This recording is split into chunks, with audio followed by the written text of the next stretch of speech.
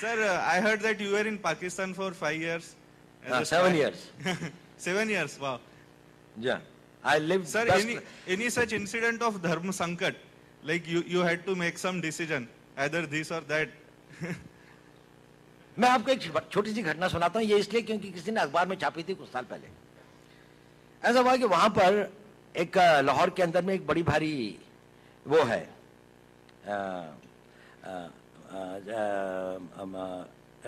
औलिया की एक मज़ार है जिस पे बहुत सारे लोग आते हैं।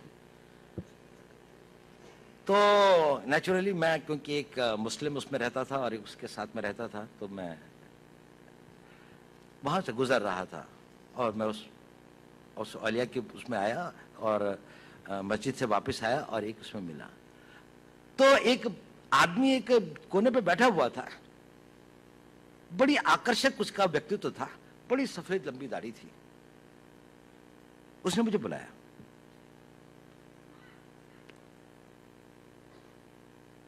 उसने कहा, तुम हिंदू हो?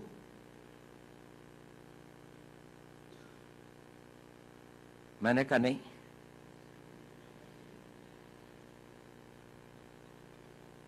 कहता मेरे साथ आओ।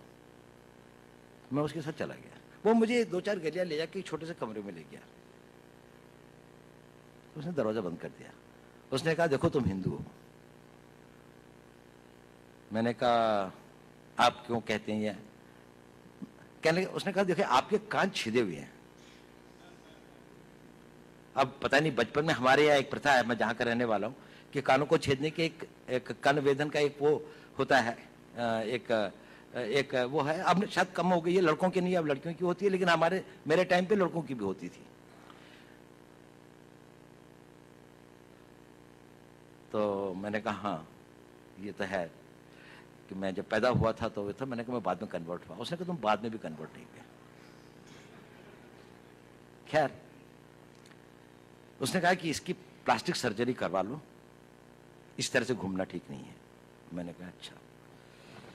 खैर वो मैंने करवा ली या नहीं करा, इसके बाद में भी है, दिखाई देते हैं, कम दिखाई देते हैं पर दिखाई देते हैं। लेकिन मैंने कहा ये बताइए, इतनी सूक्ष्म दृष्टि और इतना नहीं, मैंने नहीं कहा, उसने कहा। उसने कहा देखो पता है मैंने ये ऐसा क्यों कहा?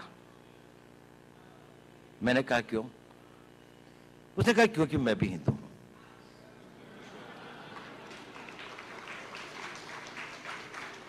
और उसने कहा कि देखो मेरा सारा परिवार इन लोगों ने मार दिया था, मैं यहां पर किसी तरह से अपने दिन काट रहा हूं।